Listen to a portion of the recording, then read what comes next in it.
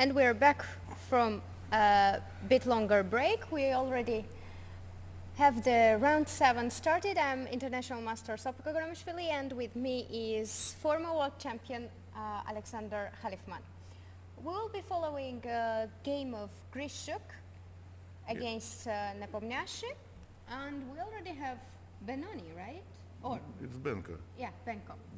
Benko Gambit, and not especially popular variation recently with F3. Yeah, Jan. Oh yeah, I think it happened this way: D4 knight F6, C4 G6 F3. So anti-Grunfeld transposed to some strange sort of Benko Gambit. Doesn't look very impressive for black.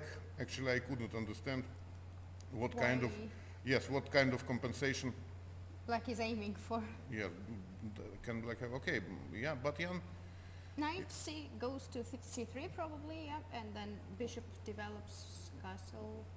Yes, knight goes to C3, ED. Rook E8, bishop E2. Yeah, still not so clear. Okay, maybe not rook E8, maybe he aims for something like knight H5, going for queen H4. Anyway, Jan is in terrible shape so far, but after the break, probably this break was necessary for him to recover. He was top-seeded player, pre-tournament favorite. And Grischuk took again. He likes to take on E6. Yes. He also did it against Mamedyanov. Against Gelfand. Gelfand, yeah. Sorry. Yes, and Gelfand, we discussed the game, this former game with Boris Gelfand, and he admitted that his capture on F3 was a bit premature. Okay, but right now, looks like Nepomiachtchi feels very good in this situation. So A, B, but this is actually what Black wanted to get. Active position, pawn less, but D5, knight C6, white king is still not castled. Some tension in the center. yeah, finally he castled, but I think that black can win the pawn back, but then he will have some pawn weaknesses, okay, because after DE, white will take knight E6, some Damaging the pawn structure, and then it will be hard for black because white will have two bishops. Yes, once again, yes, exactly the same situation like Grischuk had against Gelfand. This white square bishop is very strong. Okay, Jan plays an interesting way. Knight D4. But I'm not so sure. Knight D4, CD4. Okay, maybe Queen D4. Of course, it's not as good. Like Knight E4, maybe. Sorry, but what about Knight E6, then E5 and F4? Yeah, this looks very interesting. Is not black just deadly lost after this? Yes, it seems to me Maybe to start with E5 is a bit more accurate. I don't know. Maybe starting with E5, not to think about Knight H5. But I think this Knight D4 was really strange. Okay, so Jan was one of the pre-tournament favorites, but then after beating Alexander Kostyniuk in round 1, somehow he lost 5 games in a row. Now has 1 point out of 6, and looks like he's in trouble again. Yes. But Alexander is thinking and thinking. I think this is very well.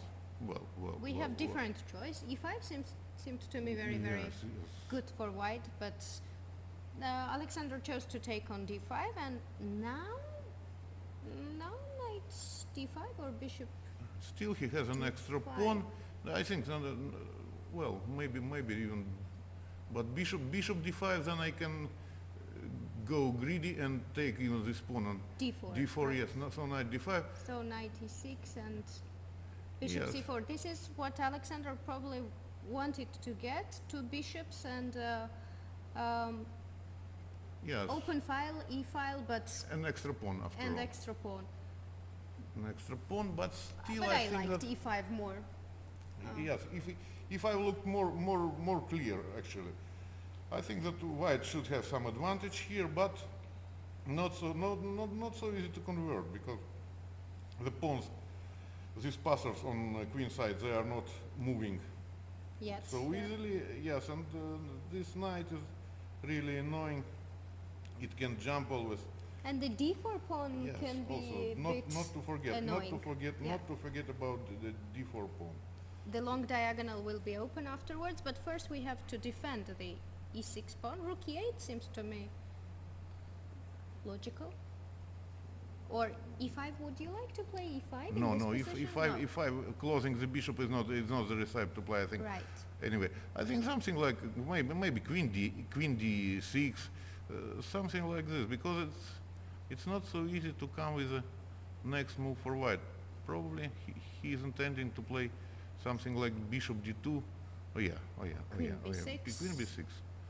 And 93. This yes, is yes, this better version.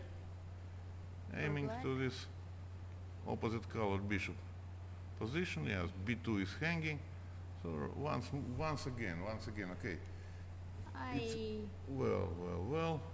Rook e1 threatening the e3 pawn now. If white takes on e3, then probably he will keep better chances because there is opposite colored bishop, but there are rooks still and there is extra pawn. So bishop d4 is quite logical to prevent the loss on e3 pawn. He protected everything, and this e3 pawn is really annoying. Yes. Dark squares are very much controlled by black, so white pawns cannot really move forward. This rook f4 is quite strange. I think that g3 was the move that white was planning to play make. anyway. Yeah, this rook f4, well, doesn't change the assessment too much, but still. Gave a bit tempo to Yes, white. yes, somehow only helped Grischuk to regroup. Yeah, this was very nice regrouping actually. Queen e4 controls the e pawn still, and it's more active on e4 rather than on e2. Sometimes maybe there can be some exchange sacrifice ideas if black gives a chance. Yeah, that's true. Yeah, maybe that's just white's plan, actually, just rook, but f3 is hanging all the time, because I just would like to play rook d3, rook e1, and take on e3 then, but it's not so easy to prepare. Well, this g5 King looks like g2 probably won't hurt white's position too much. yeah, king g2 looks like a normal move to play, but King g2, rook e2, yeah, and then rook a2. and Then then rook e2. somehow yes. If he would succeed moving his pawn to a6, well, Then that would be big achievement rather than yes, then it would pawn be on a4. quite inconvenient for black to play. But somehow, what to do if black just does nothing? Right. Let's say something like king g7, yeah. King g7, less than a minute for both players. Blitz, Yeah. it's always very interesting to follow. h5 and rook h8, h4 can be, or for what black is aiming for, g4 or h4? I just will clearly interested what would happen if white would play h4 at this moment, but Alexander had chosen queen d5. Queen e4, rook f6 would be, No way to break through. Okay, but what about h4 actually? yeah, h4 seems quite interesting and it is on the board already. Now black has to pay attention. Queen h4 and this h5 pawn. I think he just wanted for too much, Yes. just moving all his pawns on king side. It was a bit unprepared. Okay. 14 seconds. Black puts pressure on f3 with queen b7. Now it's hanging on f3. But what's wrong queen about capture on h5? I don't know. Capture on h5 also. Protecting. 8 seconds. Queen e4 also looked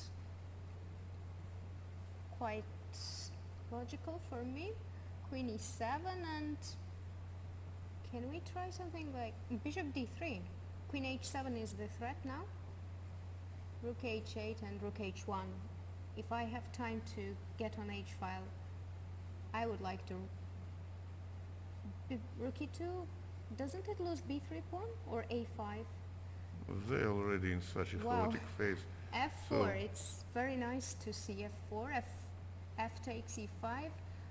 All these exchanges leaves white with extra pawn, but still it's opposite colored bishop. Yeah, and in fact, it's more or less drawish right now because I this pawn think- can hardly be converted. However, However, he lost second he pawn. lost another one.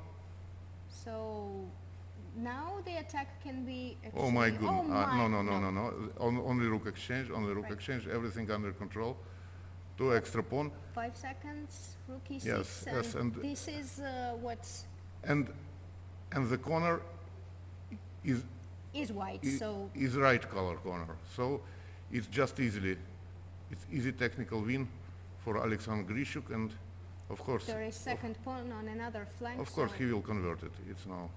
yeah, there is important 2 seconds additional time, so there won't be time factor in this game. This game was think so. quite messy. Well, I think still, I don't think And he Grischuk treated resigns. everything after the opening perfectly, but still 6 another loss point. for 6 out of 7.